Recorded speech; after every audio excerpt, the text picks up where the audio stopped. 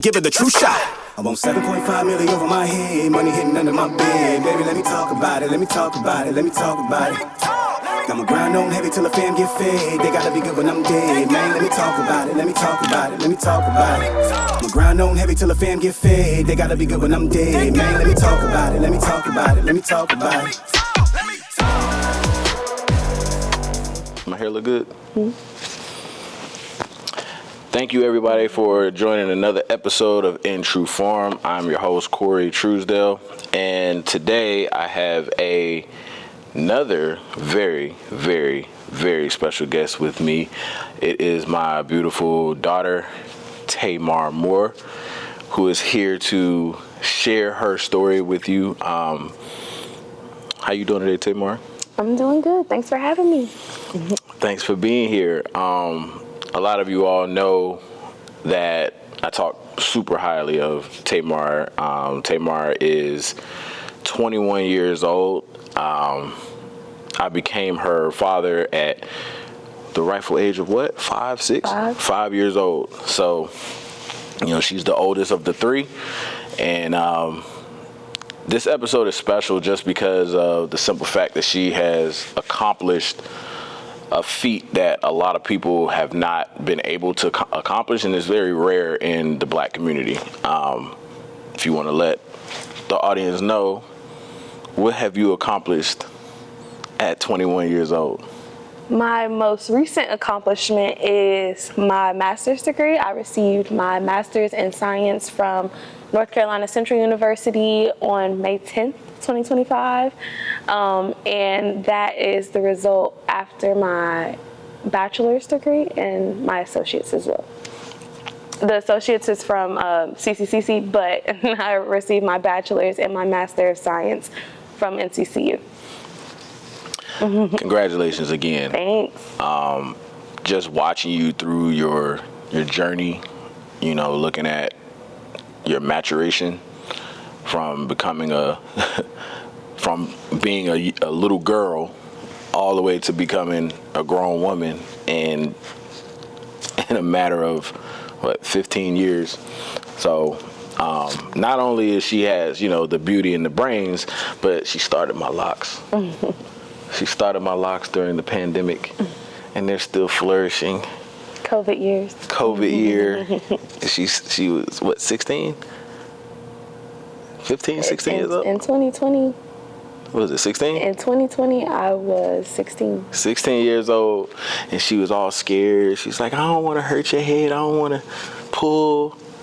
And they came out looking the way they came out. So, if you want to guess in the comments, drop, do you think that we started them with twists, coils, or braids? That's a good question. Yeah.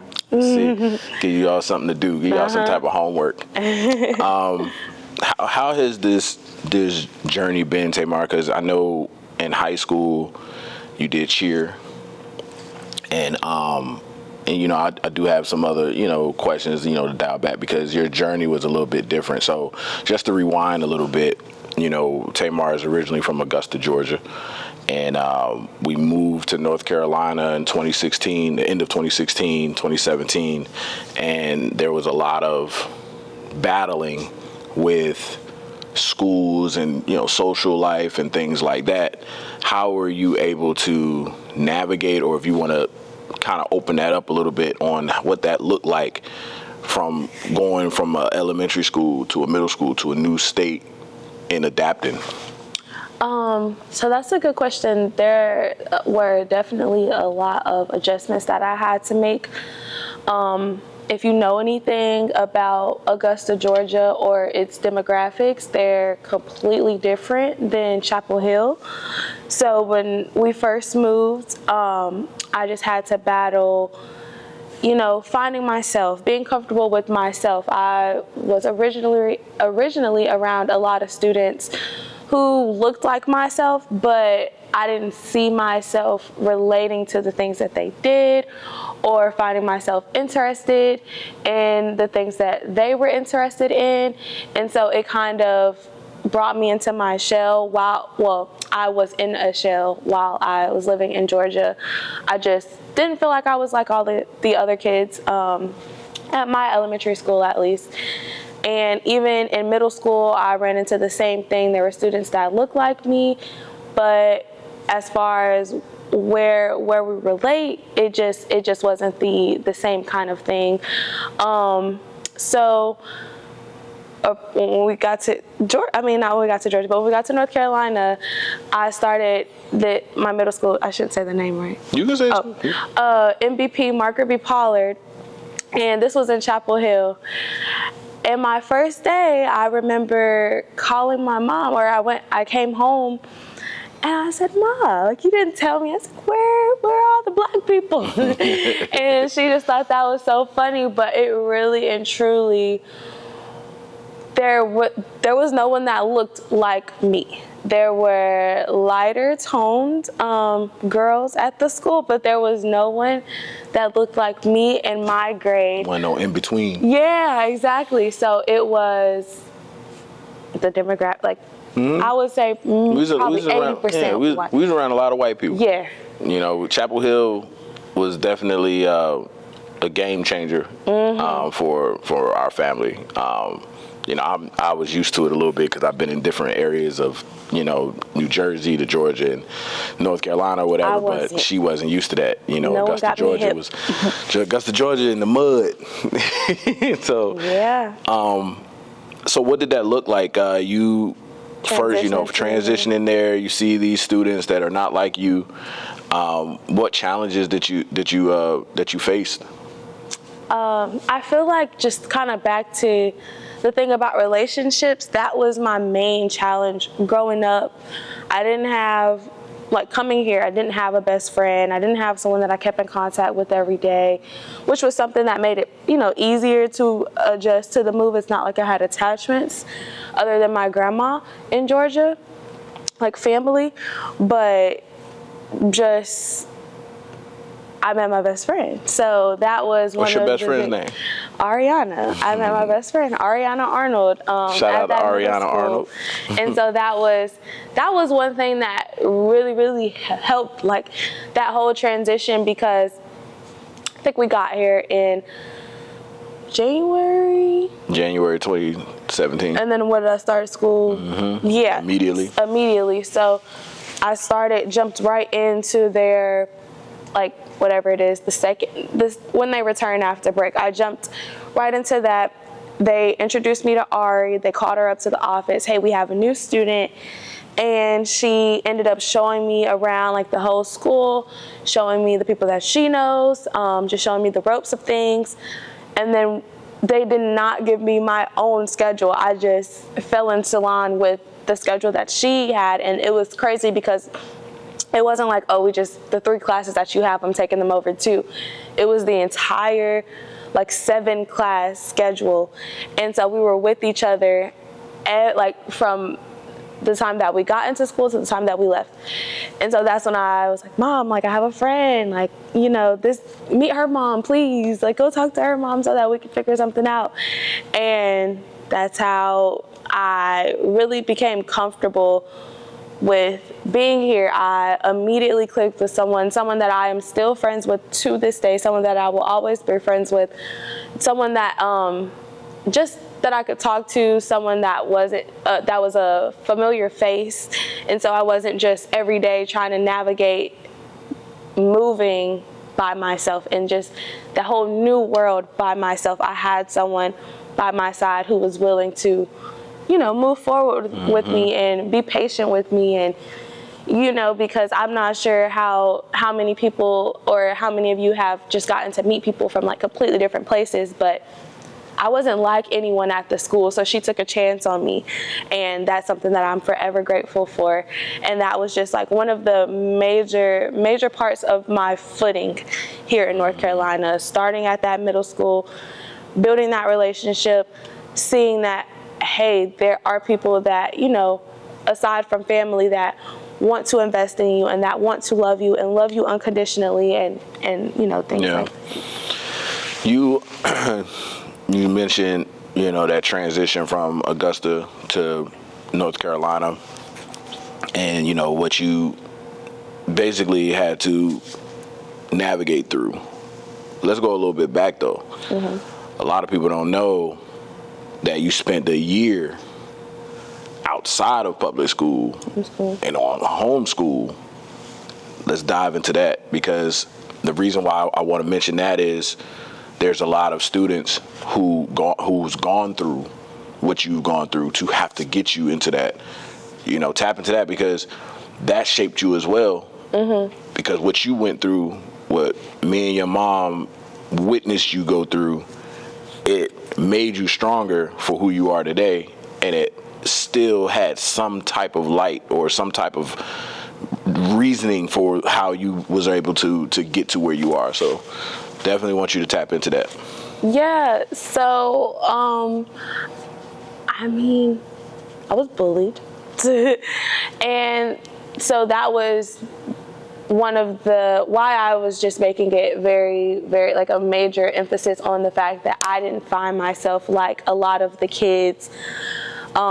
They're just the things that were allowed, the things that their parents allowed them to do, the things that they would do in their free time.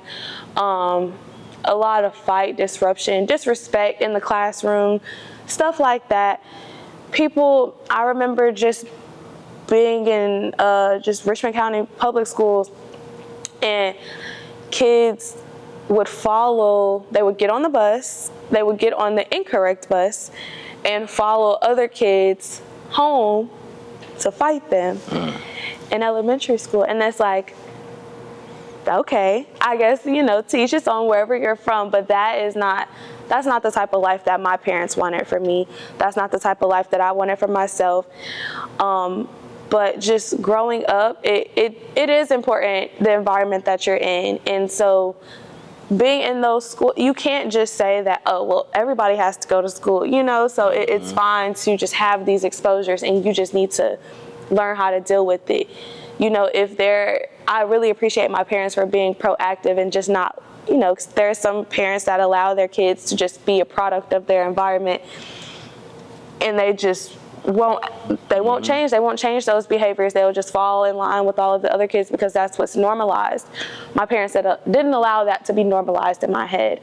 And so I was pulled out of that environment. Was there something specific that happened? It was an instance where you had went to school and they was talking about your hair. Yeah, I remember. I used to wear bows. Like, yeah, her hair was always done. Yeah, I had nice. Like a drawer full of bows. Natural hair. I don't have my natural hair out right now, but that's another thing that's natural right now. You ain't gonna tell everybody.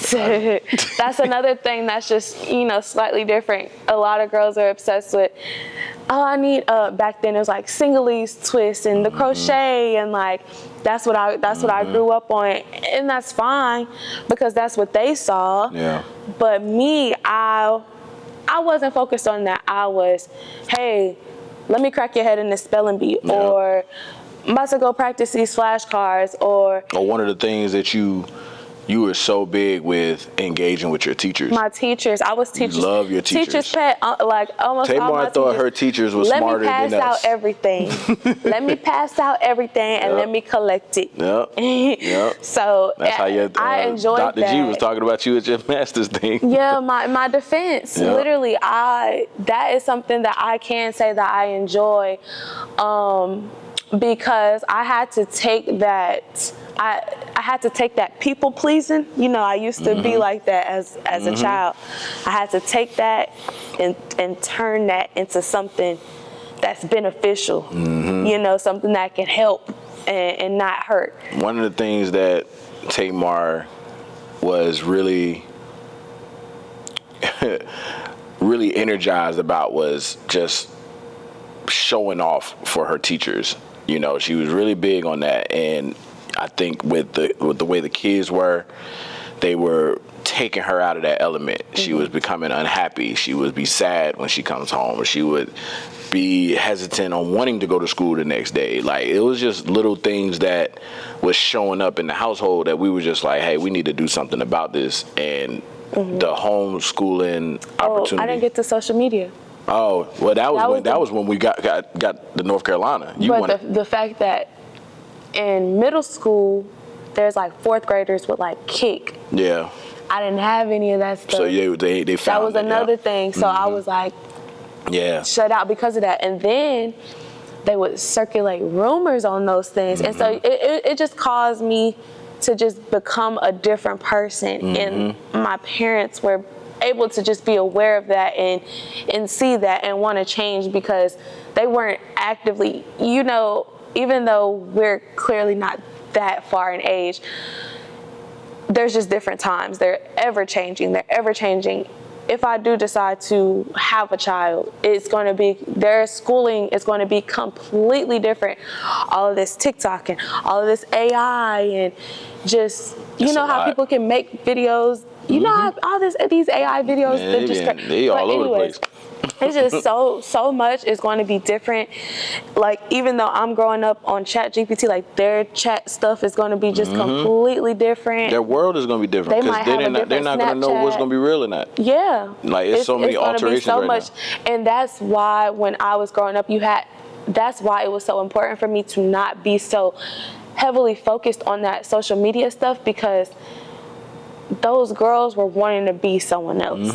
And I was always true to myself, but they didn't understand that because they were so used to seeing whatever they saw in all these videos and on YouTube and stuff like that I just was not exposed to. So you're trying to create this image based on what you've been exposed to, but I was not exposed to that. And so it was just, we had just completely different, even though we were all the same age, we were brought up completely different. I don't know if it's like those jokes, you know, girls that live with their grandmas and stuff like that. There's a lot of those. Yeah. Like it's rude, but sometimes it's right. Right. But no, I just recognize that with you going through that shift with homeschool, transition into North Carolina, it created a different type of Mamba mentality in you, but it came with a, like, all right, the sacrifice was I'm going to be transitioning, but I'm not going to have as many friends. Like, I'm a lot tougher. But I remember you used to come to me and your mom and you just be like, I just wish I had a best friend. I just want a friend. Picking up anybody. And you did bring some stranger girl to the house. That was so funny. One day, real quick, one day, me and Angel was sitting in the couch and we just chilling. Tamarr come downstairs and she said, hey, I want to introduce you guys to my new friend. And this girl comes downstairs. She's taller than me. She weighs more than me. And we never seen this girl a day in her life. This was probably the first or second time that Tamarr met her. And this girl was just staring at us at the top of our steps. Found her in a cul-de-sac. And we said, Tamarr, who is this person? And Tamarr was just looking at us like, yo, I just want a friend. And I was like, oh man, we got to do something. We need to intervene or something. No. But that's a running joke. Me and your mom still talk about that to this day. That's but embarrassing.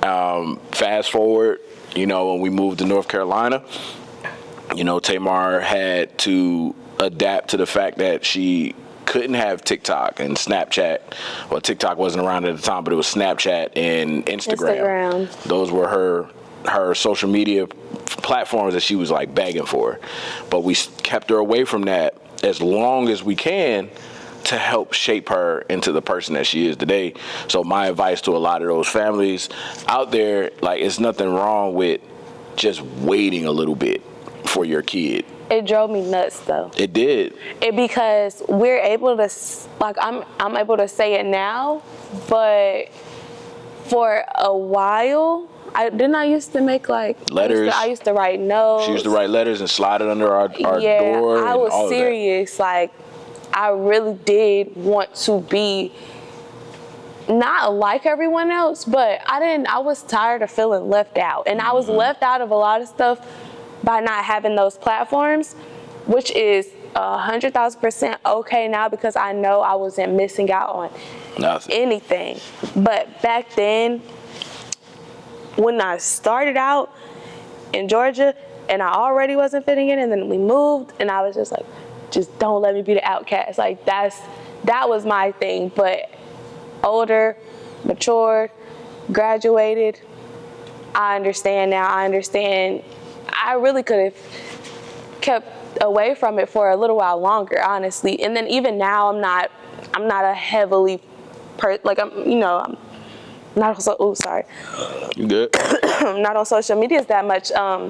It's just not something that I find as important as everyone makes it, and as I know it's worldwide, and I know there's a lot of benefits to it. You can spread information that way, true and false information, but it's just not something that, like I grew up on, so it's not something that I need. There are people that you can see them take their kids to a park and they just want to record the moment and then sit on their phones. They're just doing things. They tapped out. Yeah, and I'm so glad that I didn't grow up that way, because I know that there's no way for me to be like that. I'm not as rooted in it, so it's just no way for me to. You're a different Gen X. Yeah, I'm a different type of person in my generation. Like, yes, I'm from Gen X, but when it comes to this technology, she an old soul. Yeah. Who your favorite singer?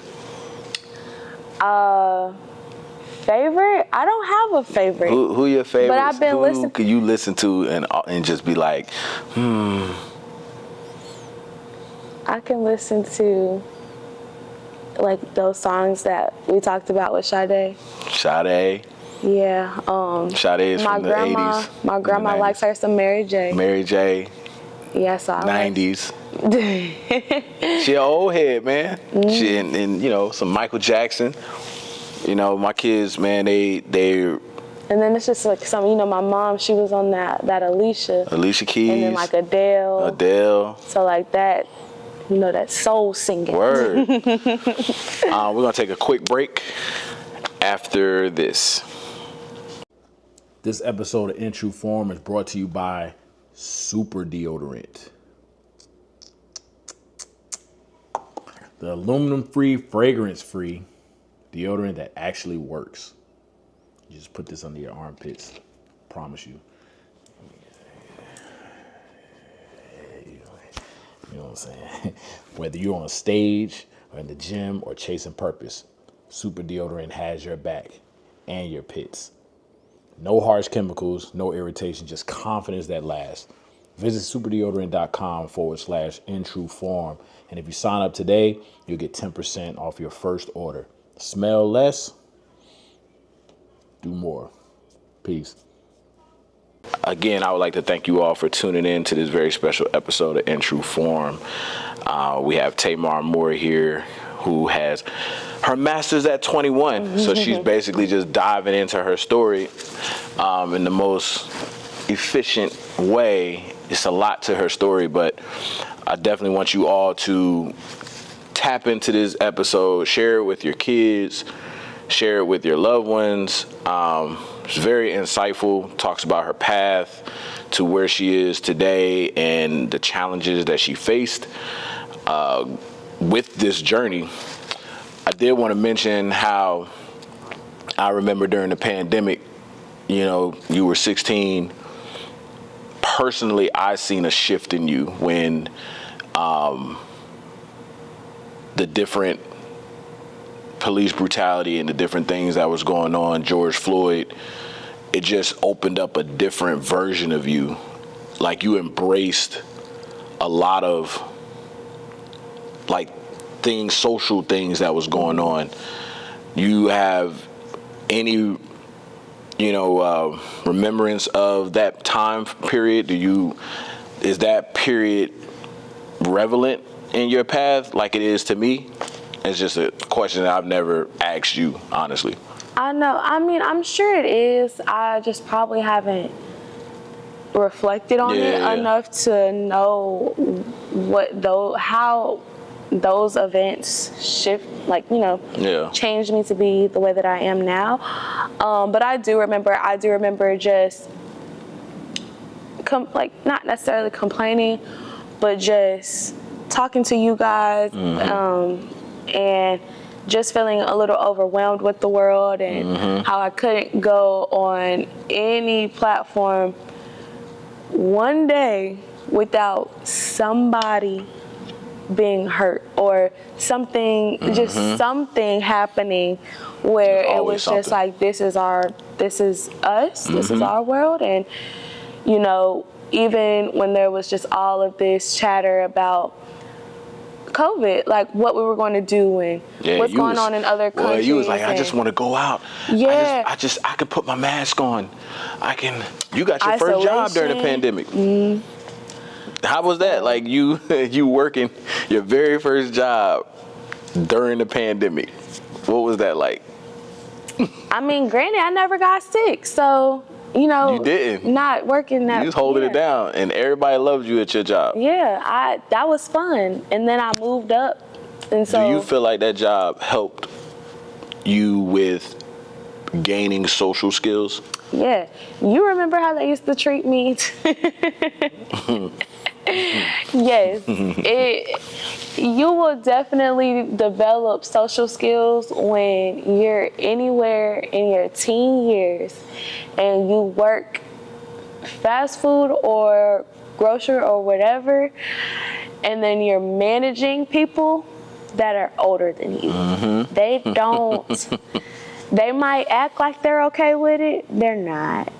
They're not. They come home with the stories. Yeah, I used to be like, she said, and she went and told this person, and then I had to be the person that, since I'm in this supervisor position, since I earned it and deserve it, and I don't want to, you know, let you guys make me be someone that I'm not, or you just want to make me look like a child.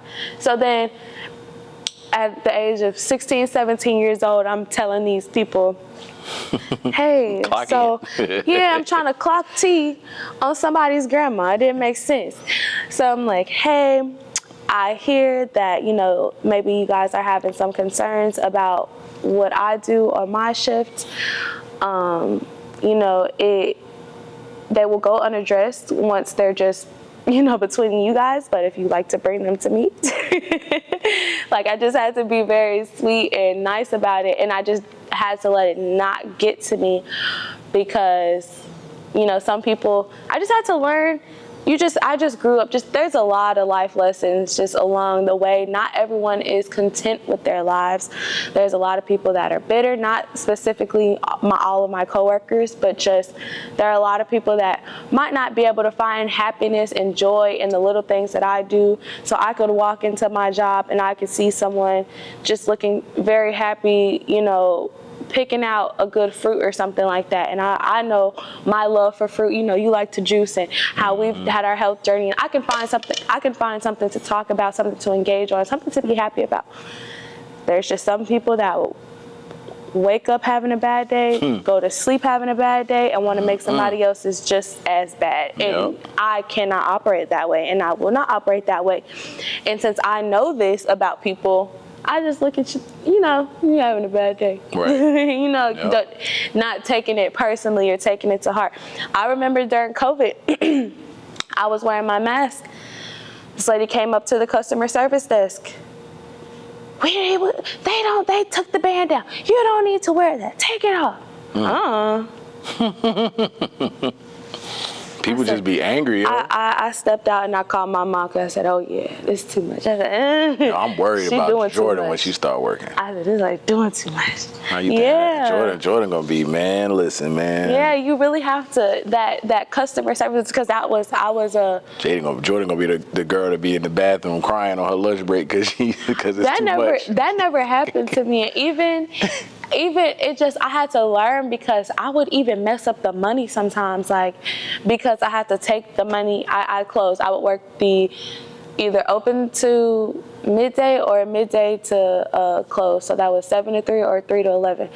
And I would have to put all of the drawers, I would take all of the drawers out, the POS systems, count all the money, take it to the office, put the money up, have to put it in the system, have to, you know, all this stuff, whatever, deposit money, all of that stuff. There was a lot of responsibilities with that job. And like I said, closes at 11. So sometimes the store closes at 11, so maybe I'm not wrapping up doing everything until like 11:20, and I might be in the middle of messing something up and it's late, and I'm like, I don't want to call my manager at 11 something at night, but sometimes I would have to do that. And I'm like, why does it say 500 off?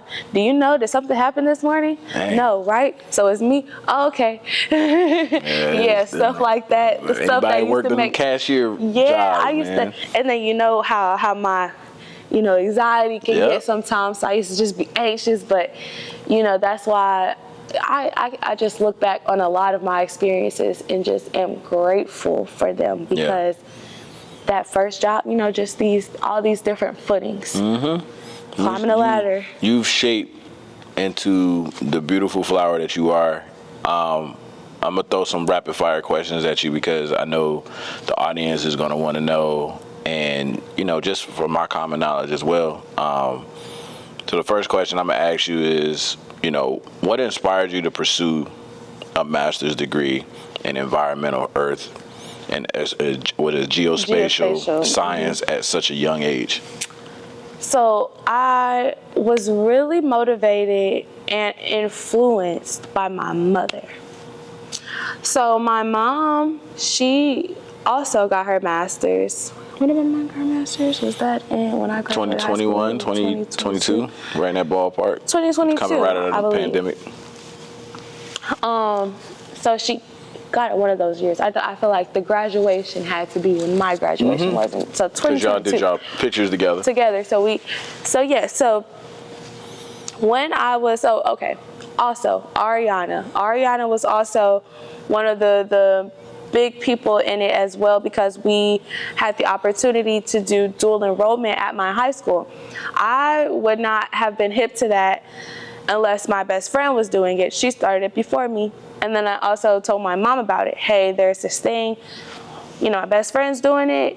I had always been, you know, honors classes, or they have AP options, but instead of doing AP, I ended up doing the college courses.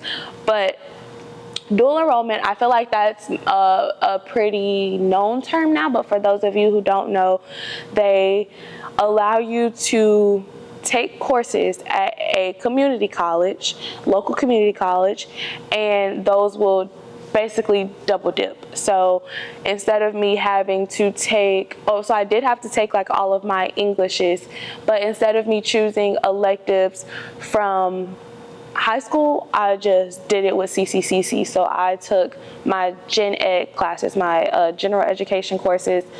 So the required, my mom had to help me with all of this. It was a lot that went into it. My mom, she did the research on it. She had to talk to people. We pulled up different schools in the UNC school system. So like we looked at like 17 different schools because we knew that those would likely be one of my options. Looking at certain type of courses. So likely that I was going to do a biology or animal science or some type of course like that. And so we tried to see generally what are the gen ed courses that I can go ahead and get out of the way. It was a lot of looking back and forth at these different, I'm not sure exactly what they're called. I think it's like the course curriculum that they put up there for your specific degree. But we did a lot of back and forth looking, making sure that I took the right classes, because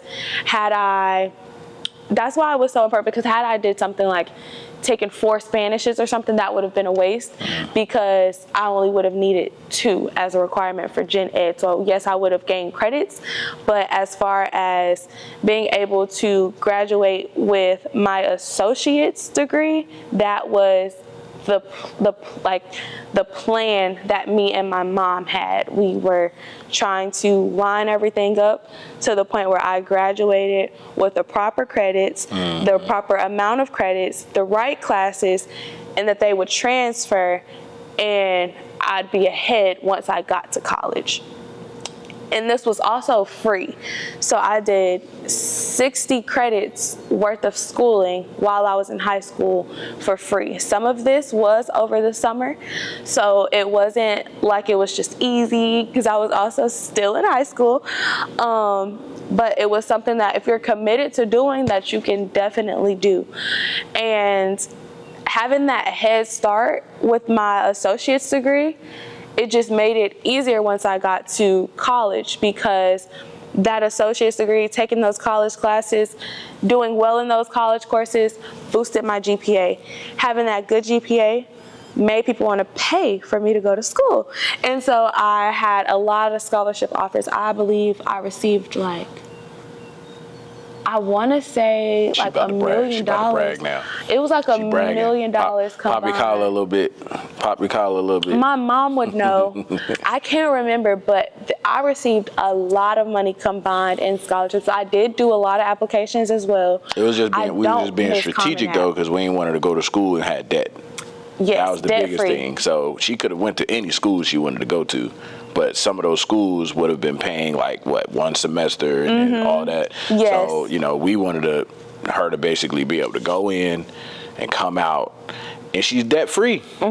So yeah, we doing all of this, but we do need to highlight that you got your master's and you ain't got to pay back no student loans. I know, that's why I said all of this was free. That community college was free, and it gave me a head start. You just be chilling, yo. And then once I was, wrapping up with school, getting these offers, and they're seeing that I'm pretty decent with the schoolwork stuff, and so they wanted to pay for it. But look, you riding around chilling, and you ain't having to think like 70%, 60% of the school system folks that's coming out of there. That's like, you ain't got to worry about no debt.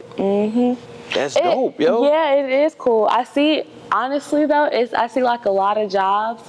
Paying college was taken out of my check. Wanting to pay for college. T-Mobile. I'm just gonna say that. But a lot of jobs now, at least some of the jobs that I've been applying for, they do have like that loan forgiveness and pay all your student loans. Yeah, but you don't want to deal with that. Yeah, I'm glad I won't have to. But yeah, I was able to be on scholarship. They paid for tuition and fees. I believe I still had to pay for housing. But she got out of there what? Yeah. 1 semester? 1 semester. So I stayed for that 1 semester, and then I went back home, and so I was commuting. And I was How long was your commute? 20 minutes. 20 minutes. With me, 16. 16 minutes, a little bit extra to the speeding seconds on there. Really 16. Let me ask you this question real quick. This is a hot seat question for you. Okay. What sacrifices did you have to make for your goals and to stay on track academically, and would you do it all over again? Yes, I would do it all over again, because if there's no sacrifices that are coming like immediately to mind, then there's nothing that I feel like some people, that FOMO, that fear of missing out. I have Say that one more time. FOMO. For those that don't know. FOMO, the fear of missing out. I find myself having that all the time. Like, it used to kill me when my parents would tell me that they're going to Georgia, and then it's like somebody's birthday, and it's like, now I gotta pick. She was missing stuff like an NBA player. Yeah. You're on an 82-game season trying to get the Masters. And it used to make me so like, just nobody make plans with me. Just don't make plans. But you've been rocking it out with us lately, though. Yeah, I know. You got some good stuff coming up that you're gonna be a part of. Yeah, I'm here today. This is great stuff. Yeah, this is dope. You know what I mean? Like, the kids be like, "Hey, Tamarr gonna be here today?" Like, them kids be waiting for you, yo. But all right. I mean, so I would say no crazy sacrifices. I know that me and my best friend are not as close anymore. We both attend HBCUs. Shout out to the HBCU. Shout out, yeah, literally. HBCU made you see it. But I attend North Carolina Central University, so that's Eagle Pride, and she attends North Carolina Agricultural and Technical State University. And so she has Aggie Pride, and that's fine, but if you guys know that we're like rivals anyway, it doesn't matter. She's just far away, and It's not fair. I never cared about the rivalry. I remember the Aggie Eagle Classic. I went on her campus and was wearing her Aggie sweatshirts and stuff. And then when we won, I took my stuff off and I was like, I said, Felt Eagle. some kind of way. Yeah. That's funny. I know, I do stuff like that. I troll. That's funny. Because the rivalry is funny to me. But anyway, that was one of the things, like, you know, I would always say, me and Ari going to be moving apart. Because we had been with each other, you know, since I got here, middle school, almost every day. Like, me and my best friend, we had been with each other. Sometimes I would just go over there and stay a week at her house. Like, her mom sold this pain cream, so we would go to like these New Balance things. Like, we just had so many memories of things that we would do together. And then once that college hit, it was just completely different. You know, she's staying on campus, I'm staying on campus, and then once I was not on campus, I was so close to campus that it didn't make a difference. Like, we were just in similar spaces but completely different parts, like, in our lives right now. It's nowhere near how we started our relationship and how it was in middle school or even high school. So I feel like just, that's not a sacrifice. That's something that kind of just comes with the territory. Mm-hmm. I didn't expect that we would be able to be, you know, interlinked forever, but just, I still, with that college life, I know people say that you will meet the friends that you have forever in college. I just didn't do the same. I didn't do the same college experience. I was really just focused on the work, literally just the work, not getting out and doing all of the mingling unless I was going to a conference or something that was specifically for my interest. But my best friend, she's different in that aspect. So she does all of the things, all of the clubs. Can I say she was recently crossed? Yeah. Recently crossed, and I'm so proud of her. She did this pageant. I was able to be What a did she part cross? of. Shout it out. Delta. Shout out to the Deltas. You can't do that. I know. Ain't nobody gonna see it. Yeah, They're gonna hear it. Yeah.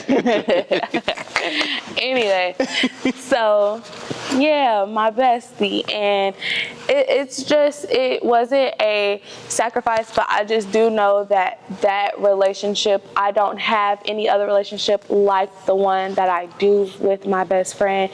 And so I didn't get to anything that I dealt with in high school. It was really nothing, and I just got to tell my best friend, and I would go to her house after. We would hang out. We'd get ready for school the next day. If I deal with something now, I gotta wait like a business day or two get a response, because it's just so, we're just so busy. And it's not to make it seem like it's bad. It's just how it is now. Well, when she finished with school, y'all both gonna be, we just talked about it. Y'all gonna be chopping it up probably a lot more, being able to pick up, you know, do some girls trips. Mm-hmm. That's what I mean. Like, just talking about. It's gonna be dope. We need to y'all about to make that money. The money's flowing. The money gonna come. It was funny when I was graduating, they were talking about, since we're alumni and alumna, to if we had any, once we get started, we have some extra funds, make sure we keep in contact, so you know we can get money back to the school. Yeah. I'm like, we just graduated. Yeah, just wait a little bit. At least, we just graduated. At least you ain't got no student debt though. I know. That's what I was thinking. I said, you know, these people are still probably paying the school back, and trying to tell them. And they older. Some old, like your professors is probably still paying. It's coming out of their check every month. The money hungry world we live in, and then I'm just so glad to have been able to get the education that I have right now. And then I know some people ask me, you know, so this is a master's, like, can you go any higher? Mm-hmm. Yes. So do you want to go higher? That's the thing. Your mom about to try to go higher. I know, but burnout is a thing. It is. Burnout is a thing, and I'm not saying that 21 years is so long. I've been living so long and doing so much school my whole life. No, I'm not saying that, but I have made myself crunch in so much, like, not only in college, but also in high school. You remember when I was taking those college courses, I was taking biology online, sped up over the summer because it was over the summer, so 8 weeks, and I have to do biology and lab. And you was having fun with it though. I was having fun with the That's the thing. experiments, but I was also taking like 3 other classes. I was taking like math, so I was taking, I think it was trigonometry or something, and so it wasn't like it wasn't easy. You had to do trigonometry lately? No. And they said, what you gonna use it for? Cosine on this. When the last time you used the ruler? Well, but that's you be doing research and yeah, stuff. I use calipers. I haven't used the ruler, but I use the caliper, so that counts. I don't remember the last time I used the ruler. Yeah, I haven't seen a ruler.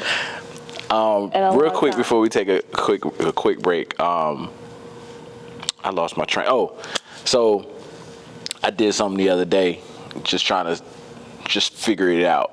But I typed in ChatGPT, and I was like, who is the youngest person to ever receive their master's at NCCU? And it was a girl that came up. Can't remember her name, but it came up, and she was 22 years old. So I was like, well, what about Tamarr Moore?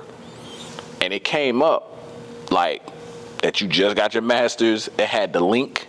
Oh, that no. you sent me and your mom when we was the commencement, all of that stuff thing? And then they was like, so I was like, well, why isn't she listed as the youngest to get her master's? And ChatGPT was like, well, there are some students that's not in the records for NCCU that can or cannot be one of the youngest. So you may be, even if you're not the number one, you could possibly be like top 5 youngest people like to ever to get. Not birth date. So that's how I took that. I looked at that like, you know what? I take top 5 then number 1 if they can't confirm it. But kudos to you.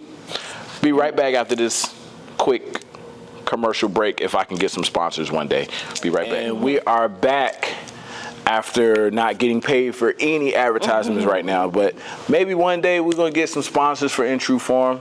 That's the goal. If you know somebody, let them know, and then they can let me know, and then they'll talk to my people once I get some people.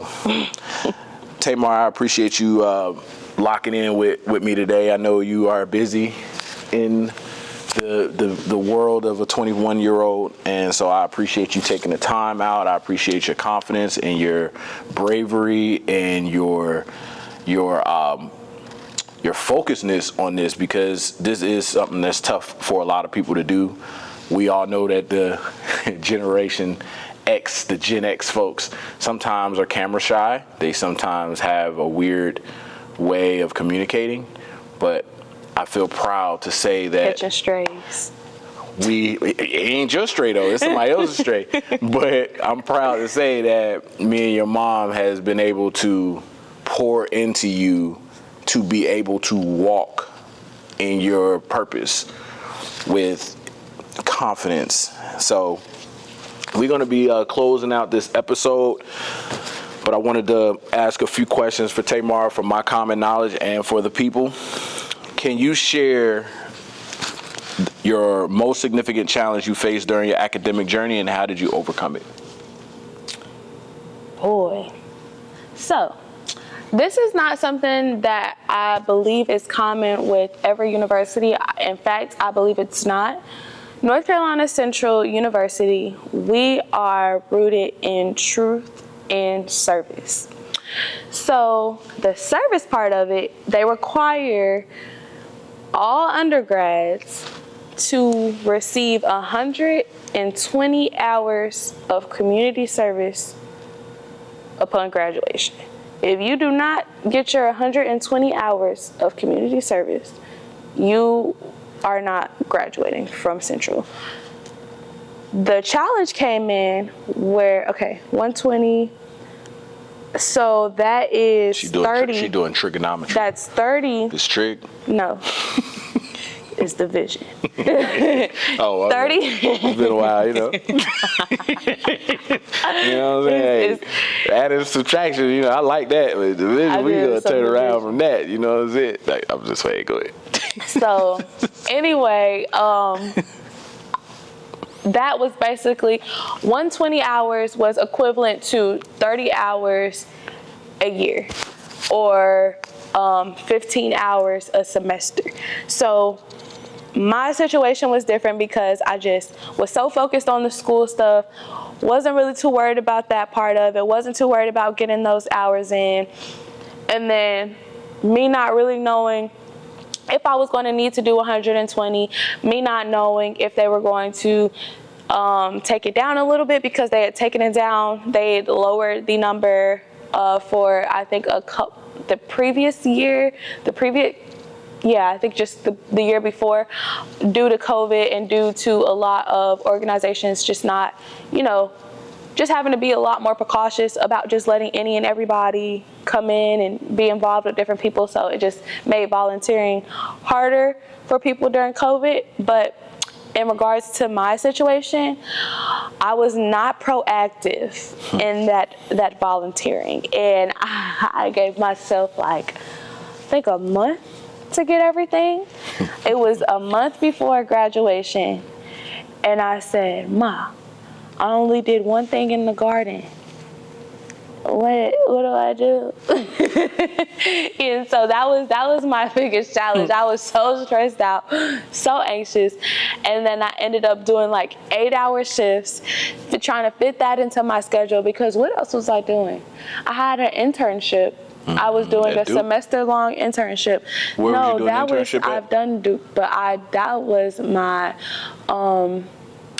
Piedmont Wildlife Center internship. And so once because my internship was semester long, so there's summer and semester long, so mine started in January and was ending in April, and then graduation was in May, but the hours were due by April something, I don't know, 2 or 3 weeks before graduation.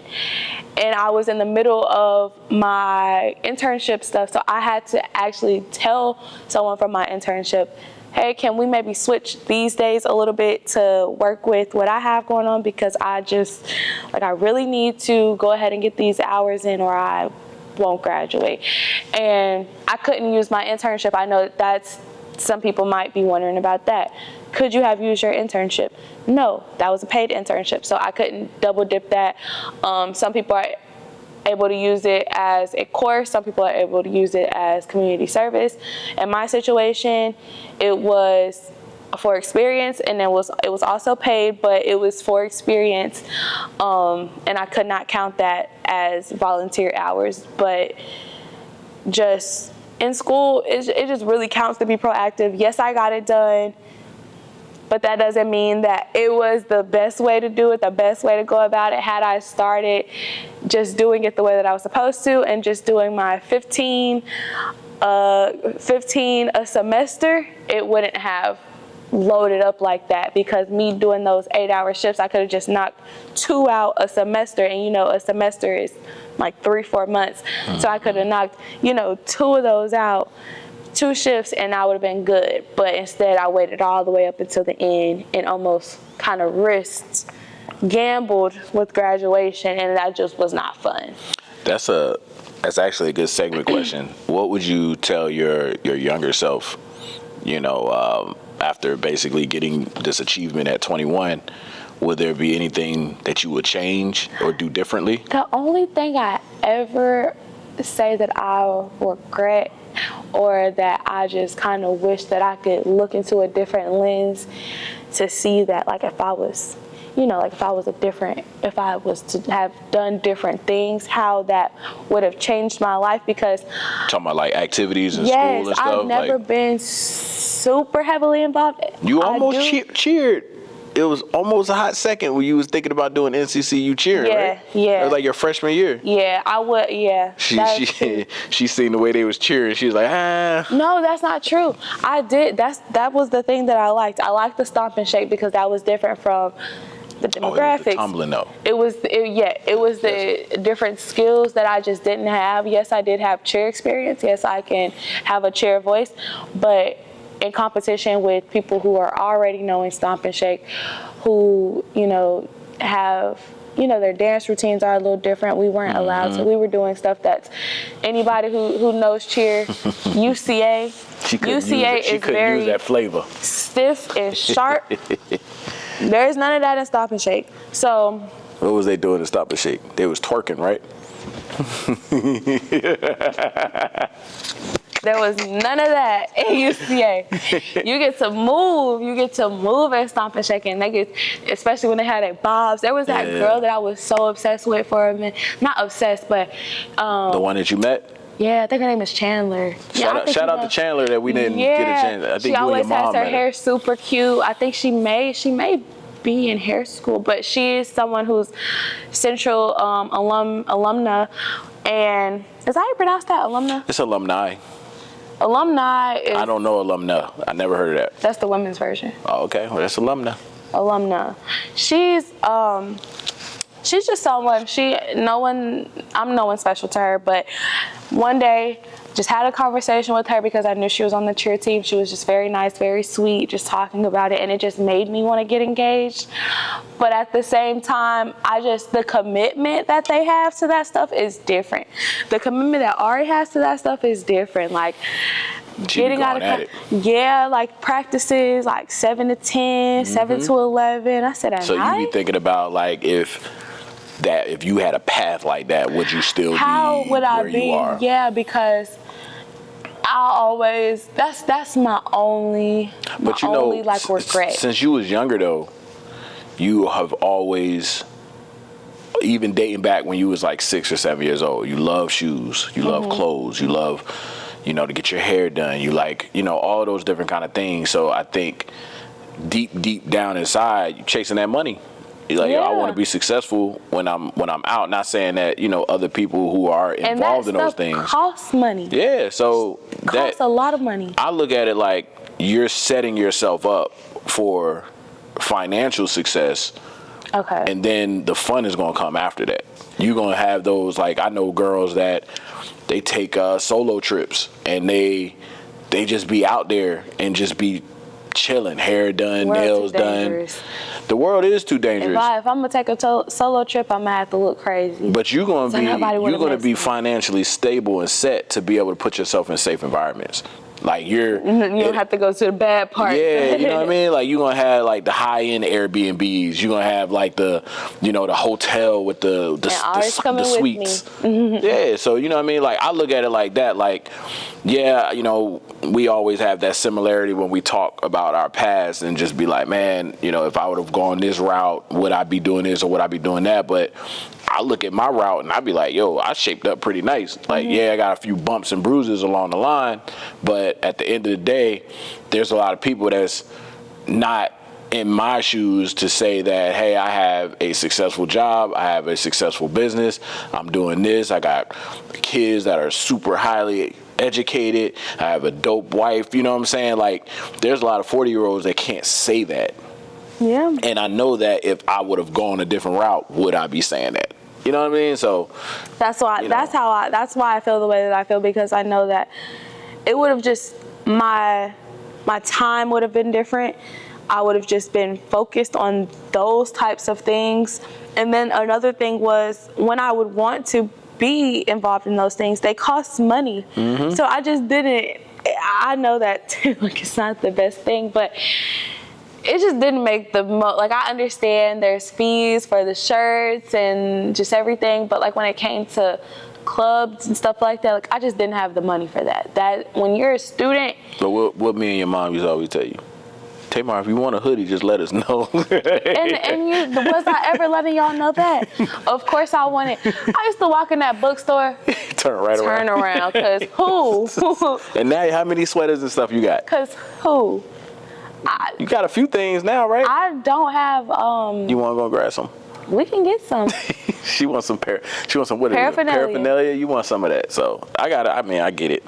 Hey, so we coming up to the end. I do want to ask you these two questions because, I just want to know what you're gonna say.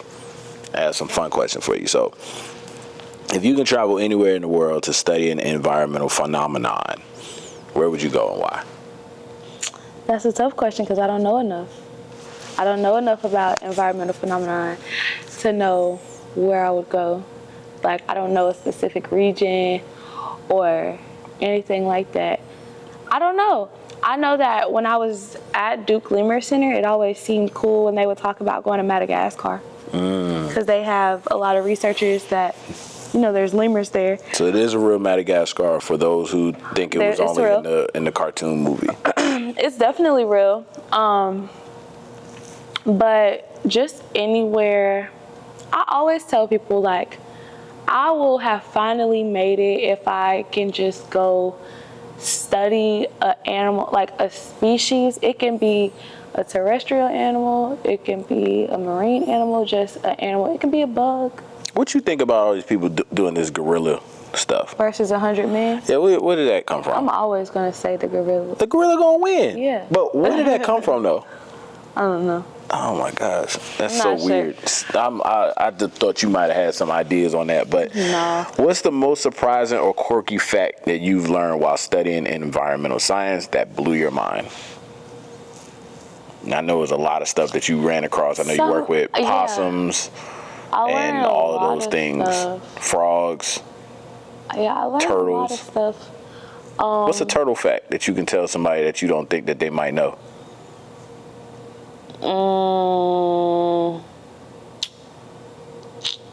One of the things I didn't know possums were friendly until she told me. But go ahead. Oh, because I used to take Pumpkin on a walk. But Pumpkin. Possum's name, Pumpkin. Go ahead. She was like 2 pounds. Anyways, like box turtles, they have like an internal compass. I can't tell you the exact radius or what the metrics. I can't remember if it was like miles or feet. You said internal compass? Mm-hmm. Like while they're just walking and going places, they know where they at. They know where they are at that moment. So what I mean by that is where they're born, they will only stay in this radius their entire life. Wow. If I pick up a box turtle that was over there and I take it somewhere over there, I just messed up his whole life. I just messed up his whole life. So people always say, if you see a turtle crossing the road, the direction that it's going, put it in that direction. If you see a turtle crossing the street, don't put it back on the side of the street because it's going to cross it again. So oh, man. Put it where it's going. Yo, y'all done killed a lot of turtles out there. Yeah. Jeez. Oh my gosh. Don't throw a box turtle in a lake. Don't do that. Why? They're not aquatic. They can't swim? Their bodies are not, they're not aquatic Then turtles. you're going to mess up the compass. No, it's not going to they're never going to be born in there in the water, so don't put them places that they weren't. That if you know about the compass, then you would know not to put them in the lake, because if they were born in the lake, they would be in the lake already. But they're not. They can hang out in lakes, they can swim, they can swim, but if you were to put like a box turtle in the tank and just try to, that's not the life that they live. Their bodies aren't made that way. Do you know that they can completely close or no? What box turtles? No, I ain't know that. So yeah, they have these hinges. This is new to me. This is for the audience to know that I just came up with this question. So they have like these hinges on their bodies.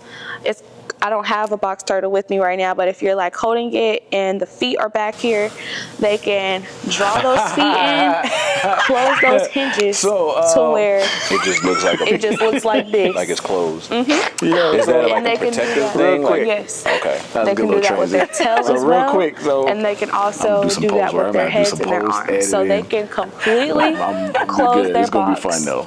I got a lot of time. That's why they're called box turtles. This is not something that every turtle can do. Not every turtle can retreat into their shell and close it. They can go into their shell, but they cannot close them. They don't have those same hinges as box turtles do. I did want to say a second ago, like, Tamarr's heart, my wife gets overstimulated a lot. That's what stood out. You are not supposed to have them as pets either. And I can tell you what my wife basically. You have to let them be wild. She gets overstimulated. I got two questions for you, Tamarr. I just think it's like, as an entrepreneur, I said few before. We're down to two because I know you hungry. I mean, also you mentioned your wife though, like that mother aspect to things. The last fun question that I have for you is if you could invest or invent but it's just like, one you need it all the gadget time, to you need it all solve the an time, you need it all the time. You environmental always gotta issue, do, you always gotta do, you what always would gotta it be do. and how And would it sometimes work? it's not even like, nothing is actually wrong. It's an Everyone on the just spot question. Right. please. Like, and it was just kind of one of those, like, it was one of those days. Like, one of them, like, I can't take it. Like, Yeah, my wife would be doing her work on the computer. I'll pick one. And the kids would be asking for something, and I'm trying me to tell her something about them. that I And she'd be learned like, hey, babe, I'm is overstimulated. that we learn a lot about pollution. We learn a lot about our environment. And I'm like, all right, dude, we when learn I about seen air that, quality. I'm like, We it learn had to about be water something. because it'd be one of those times where you're like in the middle of something, you're probably writing, somebody's talking in your ear, and your kid comes up and wants to tell you a whole story, and you're like, how that might affect people in different and you're like trying not to crash out because you're like, stop more, please, because somebody's talking in my left ear. Racial disparities. What sucks is a dude ain't gonna say is related. I'm overstimulated. So that's something that I never learned, heard a like how dude say all it. that Like, is man, I'm related. overstimulated, bro. Yes, it matters. I think I've heard I've never men heard her low say it. income. I think it's when less it comes likely. to where they're I think going to put women a in landfill, general or where are they're more going to willing put to be like, I just can't do this. smelting I think factory, men or are kind of where they're going to just handle have it. those So I think you guys maybe have like the rough end where like, because I think it makes sense for men to be overstimulated, especially if you because try like, to stick that somewhere else, you have to be working and and handling complaints, life and you and get have to this, deal and with you stuff. slap with fines and all I this will and start that. saying, But the people I'm who aren't as overstimulated. informed I'm gonna about start it, saying it. I'm people gonna tell who my aren't boss. You as think if I tell my boss that, interested in they those ain't gonna be things, like, maybe well, people who just is this it job just the right happens, place? and that is They why probably even at will, Duke I because did the that's how it community is. Why do you always engagement say course that? They do. because They'll be like, we're realizing well, maybe this that is not the there's right a job for big you. gap just like, well, maybe between everyone could just scientists be and communities. Yep. like, Regardless of people who I appreciate you. they don't believe in science. I mean the people who just transparency plain side. don't know. My battery who plain ran out. don't know there's something So in the I had water. to get Plain don't another know it's battery. something in the playgrounds And that we their had to kids are playing. replay They that whole just don't part. know. So if Yes, you there are was watching, research listening, done. viewing, whatever, Me, when I you wrote get a paper. to this I end wrote of a this paper about episode, heavy it's metals gonna probably be a in little the weird estuary and repetitive. and oysters. But just You know, guys don't know that. I'm letting I you know that. firsthand. People who are that going we to redid maybe it go and eat had oysters more from stuff that to say same about it. area, they don't know that. Experience. Granted, I didn't pluck my oysters from places that are because for when the battery farming, went but out, I didn't know, and we hugged. that So now we're gonna hug bridging one more that time. gap with that communication, that is something that's really important. So I wouldn't really know how exactly to do that. Maybe I just, because you wouldn't want things to be like too techie, but that's really how we're getting all of our information. We're not really opening newspapers anymore or flipping through magazines to find as our main source. It's really going to be our TVs and our phones and our iPads and our laptops that we're seeing these things. So I just wish there was some type of like technology that could help with something, like even if it doesn't help with getting out all of the information that researchers have done, maybe there's just like little monitors that someone could carry around with, like, let you know the level of something, and just like the air and not, water and all that stuff. And not for like, I don't expect that every American is going to walk around with this type of technology, but maybe we could put this in a classroom. Maybe, you know, like how like your mom got that scanner when she be scanning products in school. Yes, I can't remember stores. that app, but that app that you can use to go scan a barcode and it lets you know how bad it is. Yeah, so it's like, hey, I'm here right now. What's this like? Like the same like way how you we can say, see "Hey, weather Siri," and stuff. The same way they have all of these different stations with the weather that report back to your phone. If there was stuff like that to report back, like there's really dangerous levels right here compared to right here. There is smoke in your area. Something like that. I wish that don't drink the water. There's different types of technologies to help bridge those gaps in the people that really need that information, basically.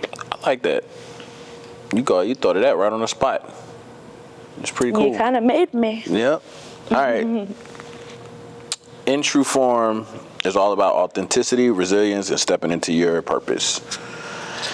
What does being in True Form mean to you, and how do you embody that in your everyday life?